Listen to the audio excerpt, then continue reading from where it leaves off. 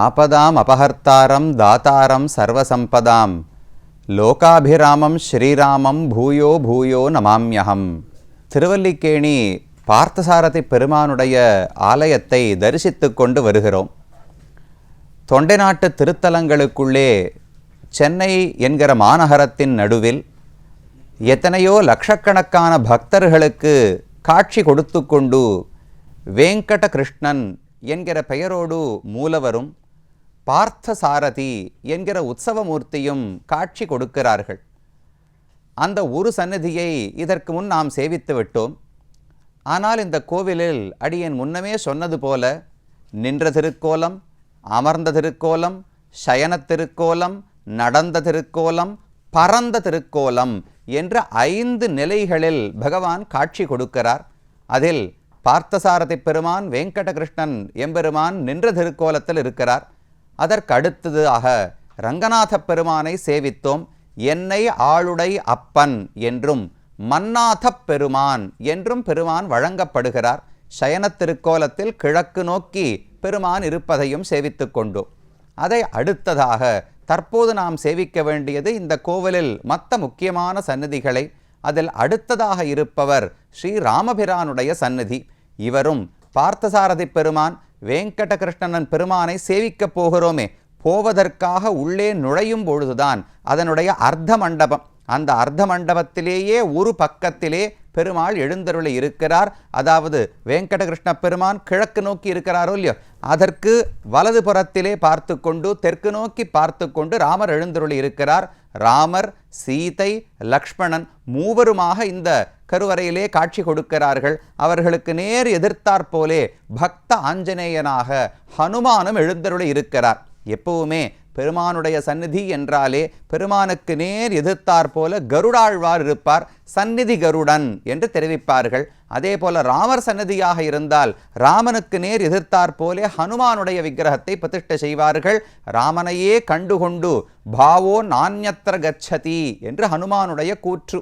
இங்கும் ராமனையே சேவிக்கிறாரோ இல்லையோ, வைகுந்தமே வேண்டாம், ராமனை கண்ட கண்கள் வைகுந்தத்தில் போய் பெருமானை காணாதுன்னு சொல்லிவிட்டார். ஏன்னா ராமனுக்கு 2 தோள்கள், வைகுந்தத்துக்கு போனால் 4 தோள்களோடு பெருமானை சேவிக்க வேண்டும். எனக்கு அந்த அழகில் ஆசை கிடையாது, ராமனைத்தான் சேவிக்கணும், ராமாயணத்தைத்தான் கேட்க வேண்டும் என்று ஹனுமான் வைகுந்தத்தையே மறுத்தவர். அதனால் எங்கு ராமன் இருந்தாலும் அவனுக்கு எதிர்த்தாற் போலே ஹனுமானும் எழுந்தருளி இருப்பார். இங்கு எதற்கு ராமர் வந்தார்? அவர்களாக ஏதோ பெரியோர்கள் பிரதிஷ்டை செய்யவில்லை. இந்த ஒவ்வொரு பெருமாளுக்கும் புராணக் கதை உண்டு. வேங்கட கிருஷ்ணன் பெருமான் சுமதி என்கிற ராஜாவுக்கு காட்சி கொடுப்பதற்காக வந்தார். அதே போல ஆத்ரேயர் என்கிற முனிவராலே பிரதிஷ்டை செய்யப்பட்டார் என்று பார்த்தோம். அடுத்தது மன்னாத பெருமாள் பிராட்டியை திருக்கல்யாணம் செய்து கொள்வதற்காக பிருகுவனுடைய பெண்ணாக மகாலட்சுமி பிறந்தாள். அவளை கல்யாணம் பண்ணிக்கிறதுக்காக மன்னாத பெருமான் வந்தார்னு பார்த்தோம். அதே போல மதுமான் என்கிற ஒரு ரிஷி இருந்தார். அவர் இந்த ஸ்தலம், இந்த பிருந்தாரண்ய க்ஷேத்திரம் கைரவணி புஷ்கரணிக்கு அருகிலே இருந்து தவம் செய்து கொண்டிருந்தார். அவருடைய ஆசை பகவானை காண வேண்டும், ராமனாக காண வேண்டும் என்கிற ஆசையோடு இருக்க சரின்னு ராமனே இந்த இடத்தில் அவருக்காக காட்சி கொடுத்தார். அது இந்த இடத்துக்கு இருக்கும் சிறப்பு. ஆனால் ராமனோடு கூட எப்பவும் சீதையும் லக்ஷ்மணனும் இருப்பார்களா? இங்கு அவர்கள் மட்டும் கிடையாது, கூட பரதன் சத்ருக்னன் இருவரும் சேர்ந்து இருக்கிறார்கள். அப்ப மொத்தம் 3 தம்பிகளோடும் சீதையோடும் ஹனுமானோடும் சேர்ந்து இந்த இடத்துல பெருமான் காட்சி அளிக்கிறார். ஆழ்வார் பாடுகிறார், திருமங்கை ஆழ்வார் இவர் ஒவ்வொரு பெருமானையும், மன்னாத பெருமானுக்கும் பாசுரம் உண்டு, அதே போல வேங்கட கிருஷ்ணனுக்கும் பாசுரம் உண்டு. இந்த பெருமான் ராமனை பற்றி தன்னுடைய பெரிய திருமொழியில் பாடுகிறார். பரதனும் தம்பி சத்துருக்குனனும் இலக்குமனோடு மைதிலியும் இரவனன் பகலும் துதி செய்ய நின்ன ராவணாந்தகனை எம்மானை குரவமே கமழும் குளிர் பொழிலூடு குயிலொடு மயில்கள் நின்னால இரவியின் கதிர்கள் நுழைதல் செய்தறியா திருவல்லிக்கேணி கண்டேனே என்று திருமங்கை ஆழ்வாருடைய பாசுரம். பரதனும் தம்பி சத்துருக்கனனும் 2 பேரை சேர்த்தாரா? இலக்குவனோடு மைதிலியும், லக்ஷ்மணனையும் சீதையும் சேர்த்து சொன்னார், பரதனையும் சத்ருகனையும் சேர்த்து சொன்னார். ஏன் இப்படி சேர்க்கணும்? பரதனும் சீதையும் லக்ஷ்மணனும் சத்ருகனனும் அப்படின்னு கூட சேர்த்திருக்கலாம். ஏன் இப்படி சேர்த்தார்னால், ராமனோடு கூட காட்டுக்கு போய் கைங்கரியம் பண்ணவர்கள் சீதையும் லக்ஷ்மணனும். அதை இலக்குவனோடு மைதிலியும்னு சேர்த்துட்டார். பரதனும் தம்பி சத்துருக்கனனும் இவர்கள் காட்டுக்கு போகவில்லை, அயோத்தியில் இருந்து ராமன் ஆணைப்படி நாட்டை ஆண்டு வந்தார்கள். அதனால இவர்கள் 2 பேரையும் திருமங்கையாழ்வார் சேர்த்தார். இப்படி 4வரோடும் கூட பகவான் இருக்கிறார். இதுதாப்புல ஆஞ்சநேய சுவாமியோடு இருக்கிறார். இரவு நண்பகலும் துதி செய்ய நின்ன தன்னுடைய தம்பிகளாலும் சீதையாலும் ஸ்தோத்திரம் பண்ணப்படக்கூடிய வீரனான பகவான் ராமபிரான். அந்த ராமபிரானை இந்த திருவல்லிக்கேணியிலே கண்டேன். எவ்வளவு உயர்ந்தது! குரவமே கமழும் குளிர் பொழிலோடு, எல்லா இடத்திலும் நல்ல நறுமணம், குளிர்ச்சி, நிறைய தடாகங்கள், சோலைகள் இருக்கின்றன. குயிலோடு மயில்கள் நின்னால, குயில் கூவுகிறது, மயில் ஆளுகிறது. எல்லா அழகான சத்தங்களுக்கு நடுவிலே பகவான் கடற்கரையிலே இந்த இடத்தில் எழுந்தருளி இருக்கிறான் என்று ராமனுக்கு திருமங்கையாழ்வார் மங்களாசாசனம் செய்து கொள்ளுகிறார். அந்த சந்நிதியும் இதை ஒன்றும் தேடி தேடி போக வேண்டாம். வெங்கடகிருஷ்ணன் பெருமான சேவிக்கிறதுக்காக நம்ம வரிசையில் நின்றுட்டோன்னு வச்சுங்களேன். அந்த வரிசை போகும்போதே மன்னாத பெருமானை சேவித்து கொண்டு ராமனை சேவித்து கொண்டு தான் வெங்கடகிருஷ்ணன் இடத்துல போகணும். திரும்ப வெளியே வந்து விடுகிறோம். வந்ததற்கு பிறகு இடது பக்கம் போனோம்னால் அங்கு வேதவல்லி தாயாருடைய சந்நிதி இருக்கிறது. தாயாரை பற்றியும் முன்னமே பார்த்து விட்டோம். இவர் ரங்கநாத பெருமானுடைய தாயார், பார்த்தாதி பெருமானுடைய தாயார் கிடையாது. அவதான் ருக்மிணி கூடையே இருக்கிறாளே. அதனால மன்னாத பெருமானுடைய நாச்சியார் வேதவல்லி தாயாரையும் சேவிக்கலாம். அந்த தாயார் சன்னதிக்கு அருகிலே கொஞ்சம் படி இறங்கி போனோம் என்றால் அங்கு அடுத்த ஒரு பெருமாள் இருக்கிறார். நின்னவர், படுத்துண்டிருந்தவர், அடுத்தது ராமன் நடந்தவர். உலகம் பாரதம் முழுக்க மேலிருந்து கீழ் வரைக்கும் நடந்தாரோ இல்லையோ 3 பெருமாள்களை சேவித்தோம். அடுத்ததாக பறக்கும் பெருமாள், ராமனே பறந்தும் இருக்கிறார்.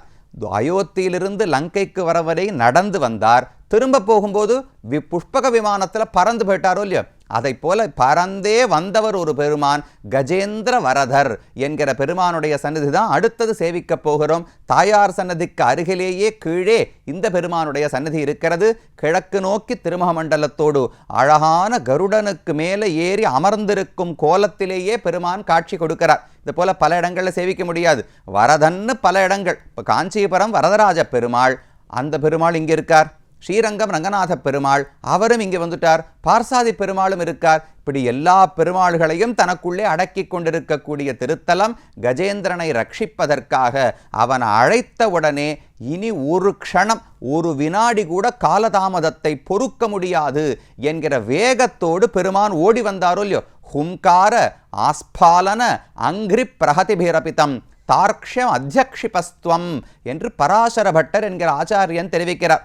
இங்கிருந்து யானை கதை உங்க எல்லாருக்கும் தெரியும். ஆழ்வாரும் மங்களாசாசனம் பாடுகிறார். திருமங்கையாழ்வார் மீனமர் பொய்கை நாள்மலர் கொய்வான் வேட்கையினோடு சென்னெழிந்து கானமர் வேழம் கையெடுத்தலர கரா அதன் காலினை கதுவ ஆனையின் துயரம் தீர புள்ளூர்ந்து சென்று நின்று ஆழி தொட்டானை தேனமர் சோலை மாட மாமையிலை திருவல்லிக்கேணி கண்டேனே என்று இந்த கஜேந்திர வரதனான பெருமானுக்கு திருமங்கையாழ்வாருடைய பாசுரம். கதையை அப்படியே வர்ணிக்கிறார். மீனமர் பொய்கை நாள்மலர் கொய்வான், கஜேந்திரன் என்கிற பெரிய யானை தன்னுடைய குடும்பம் புடைசூழ இந்த ஒரு காட்டிலே நடந்து வந்து கொண்டிருந்தார். அப்போது ஒரு அழகான பொய்கை, மீனமர் பொய்கை, நிறைய மீன் முதலான வளங்கள் எல்லாம் இருக்கக்கூடிய செடிகளால் சூழப்பட்ட ஒரு குளம். அந்த குளத்துக்குள்ளே இறங்க வேண்டும். எதுக்கு? தன்னுடைய ஒரு ஆனந்தத்துக்காக இறங்குகிறதா என்றால் நாள் மலர் கொய்வான். திருமங்கையாழ்வார் சொல்றார், அந்த பொய்கைக்குள்ள ஒரு அழகான தாமரை புஷ்பம், நாள் மலர், அன்னைக்கு பூத்திருந்த புது தாமரை புஷ்பம் இருந்ததாம். அதை பார்த்த உடனே ஐயோ, இதை நாம பெருமானுக்கு சமர்ப்பித்தால் எவ்வளவு அழகா இருக்கும்னு யானைக்கு தோன்றியது. நாமும் புஷ்பங்கள் எல்லாம் பார்க்குறோம். கடைக்கெல்லாம் போறச்சு அப்படியே நிறைய புஷ்பம் சரசரமாக கட்டி வச்சிருப்பா. பார்த்தா என்ன தோணும்? ஓ, நம்ம தோளில் போண்டா நன்னா இருக்கும், நம்ம தலையில சுத்தி வச்சுட்டா நன்னா இருக்கும்னு எமக்கு தோன்றுகிறது. ஆனால் கஜேந்திரனுக்கு இருந்த பக்தி, எவ்வளவு காதல் அன்புடைய யானை என்றால் அந்த புஷ்பத்தை பார்த்த உடனே இதை பெருமானுடைய திருவடிகளில் சேர்க்க வேண்டும் என்று ஆசை ஏற்பட்டது.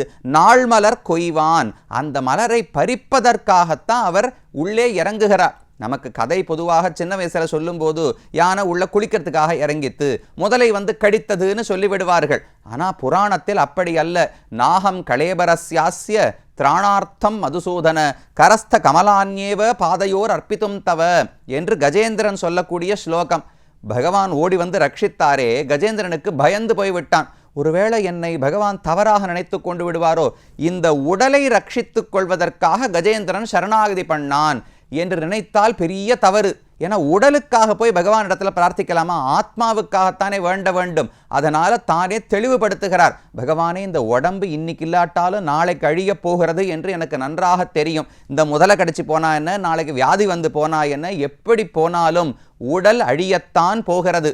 ஆத்மாவுக்கு அழிவே கிடையாது. இதெல்லாம் நன்னா எனக்கு தெரியும். ஆனால் ஏன் தெரியுமா அழித்தேன்? இந்த பறித்த தாமரை புஷ்பத்தை உன் திருவடிகளில் சேர்க்காமல் மரணமடைந்து விடுவேனோன்னு பயம்.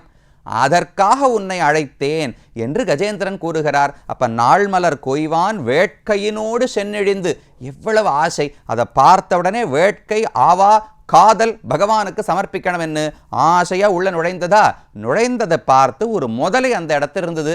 இந்த முதலை ஒரு கந்தர்வனுடைய பிறவி, ஒரு கந்தர்வன் ரிஷியினுடைய சாபத்தை பெற்றபடியாலே இந்த குளத்தில் முதலையாக பிறந்திருந்தான். அந்த முதலைக்கு சாப விமோசனம் ஏற்பட வேண்டும் என்றால் பகவான் இறங்கி வந்து இந்த முதலையை கொல்ல வேண்டும். கொன்றால்தான் முதலைக்கு சாபம் நீங்க போகிறது. அதனால முதலை சரியான தருணம் பார்த்து காத்து கொண்டிருந்தது. வேட்கையினோடு சென்னெழிந்து இந்த யானை உள்ள நுழைந்ததா, உடனே கரா அதன் காலினை கதுவ, அந்த முதலை வந்து காலை கெட்டியா பிடிச்சிட்டுதான். திருமங்கையாழ்வார் எப்படி பாடுறாரு பாருங்க. அதன் காலினை கதுவ வந்து கடிச்சதுன்னு சொல்லணுமோ இல்லையோ, காலை பிடித்ததுன்னு பாடுகிறார். என்ன அர்த்தம்னா, இப்போ காலை பிடிக்கிறதுனா என்ன சொல்லுவோம்? நமக்கு ஒரு காரியம் நடக்கணும், வேற வழி தெரியலன்னா ஒரு பெரிய மனுஷர் காலை பிடிச்சுட்டு எப்படியான பண்ணி கொடுங்கன்னு கேட்போமோ இல்லையோ, அதை போல இந்த முதலை யானையை துன்புறுத்த வேண்டும் என்று வந்து கடிக்கவில்லையாம். தன்னுடைய சாபம் நீங்க வேண்டும் என்றால் இந்த யானைக்காலை பிடிச்சுக்கிறது ஒன்றுதான் வழி. இந்த திருவடிகள், யானை எவ்வளவு பெரிய பக்தன், பகவானுடைய திருவடிகளை பிடிப்பதை விட பக்தனுடைய திருவடிகளை பிடித்தால் தானே உயர்வு. அதனால இந்த பக்தன் திருவடிகளை பிடிச்சுண்டு முதல்ல சரணாகதி பண்ணித்தான். நாம கதை எப்படி கேட்டிருக்கோம்? கஜேந்திர மோட்சத்தில் கஜேந்திரன் பகவானிடத்துல சரணாகதி பண்ணார்னு கேட்டிருக்கோம் இல்லையோ? அது மட்டும் ஆழ்வார் சொல்லவில்லை. அதுக்கு முன்னாடி இன்னொரு சரணாகதி இருக்கு. முதலை வந்து யானையின் இடத்துல சரணாகதி பண்ணித்தான். எப்ப சுவாமி பண்ணித்தனா? காலை பிடிச்சதோ இல்லையோ? காலை பிடிப்பது என்றால் சரணாகதி செய்வது. அப்ப கரா அதன் காலினை கதுவ, உடனே யானை காணமர் வேழம் கையெடுத்து அலற, யானைக்கு உடனே வலி தாங்க முடியாமல் சண்டை போடத் தொடங்கியது. 1000 ஆண்டுகள் சண்டை நடந்ததாம். யானையால் ஜெயிக்க முடியவில்லை. பலம் மெதுமெதுவாக குறைகிறது. இந்த முதலைக்கு பலம் வளர்ந்து விட்டது. உயிர் பிரியும் தருவாயில் தான் நாராயணாவோ மணிவண்ணா நாகனையாய் வாராய் என் ஆரிடரை நீக்காய் என்று கஜேந்திரன் அழைக்க உடனே வந்தார். ஆனையின் துயரம் தீர புள்ளூர்ந்து, புல் என்றால் கருடன், கருடனுக்கு மேலே ஏறி வேக வேகமாக ஓடி வந்தாராம். அந்த கருடனுடைய வேகம் போரலையாம். இந்த குதிரையெல்லாம் ஓட்டுவா, பீச்சுக்கு போனேன்னா குதிரையெல்லாம் ஓட்டுவாளோ இல்லையோ, இல்லை பந்தயம் இருக்கு, வேகம் போரலன்னு என்ன பண்ணுவா? கையால் அடிப்பா, இல்லை வேகமாக போன்னு அந்த ஓட்டுறவர் சொல்லுவார், இல்லை காலால் பக்கவாட்டில் அடிப்பா, குத்துவாளோ இல்லையோ. அதை போல பெருமான் கருடனுடைய வேகம் போறாம காலால் அவருடைய பக்கவாட்டில் மிதிக்கிறாராம். அப்படி மிதிச்சு மிதிச்சு வேகமாக வந்து கஜேந்திரனை ரட்சித்தார். சென்று நின்று ஆழி தொட்டானை, தன்னுடைய ஆழி தொட்டால் போரும், ஆழியை பிரயோகித்தான், ஆழியை வீசினான்னு சொல்லணும் இல்லையோ, ஆழி தொட்டான்னு ஆழ்வார் சொல்லுகிறார். ஏன்னா சுதர்சன ஆழ்வாருக்கு இன்னும் ஆவல், ஐயோ பக்தனை ரட்சிக்கணுமேன்னு அவரே துடிச்சுட்டு இருக்கார். அப்ப தொட்டு விட்டா போரும். உடனே சுதர்சன ஆழ்வார் போனார், முதலை அறுத்தார், யானையை ரட்சித்து கொடுத்தார். சென்று நின்று ஆழி தொட்டானை, இதெல்லாம் பகவான் வைகுந்தத்திலிருந்தே அந்த முதலையை கொன்னிருக்கலாம். ஏன் தெரியுமா இவ்வளவு வேகமா ஓடி வந்தார்? என் பக்தன் ஆசைப்படி அந்த புஷ்பத்தை எனக்கு சேர்க்க வேண்டும்னு ஆசைப்படுகிறான். அதை ஏற்றுக்கொள்வதற்காக வேகமா வந்தாராம். சென்று நின் ஆழி தொட்டானை தேனமர் சோலை மாடமாமையிலை திருவல்லிக்கேணி கண்டேனே என்று இந்த பெருமானையும் திருவல்லிக்கேணியிலே கண்டேன்னு பாடுகிறார். இந்த பெருமானுக்கு வைகாசி மாசம் ஸ்ரவண நட்சத்திரத்தன்று முடியும்படிக்கு அழகான உற்சவங்கள், 10 நாள் உற்சவம் நடைபெறுகிறது. ஒருவேளை புறப்பாடோடு 7வது நாள் தேரோடு நடக்கிறது. முன்னாடி பார்த்த ராமருக்கும் ஸ்ரீராமநவமி 10 நாள் உற்சவம் விமர்சையாக கொண்டாடப்படுகிறது. இதெல்லாம் இந்த கோவிலில் எப்பவுமே உற்சவம் தான். பார்சாதி பெருமாளுக்கு உற்சவம், இல்லை மன்னாத பெருமாள், இல்லை ராமர், இல்லை கஜேந்திரவரதன், இன்னொருத்தர் இருக்கார் முக்கியமான யோக நரசிம்ம சுவாமி, அழகிய சிங்கர், தெள்ளிய சிங்கர் என்கிற பெயருடைய பெருமானையும் அடுத்த பகுதியிலே சேவிக்கலாம்.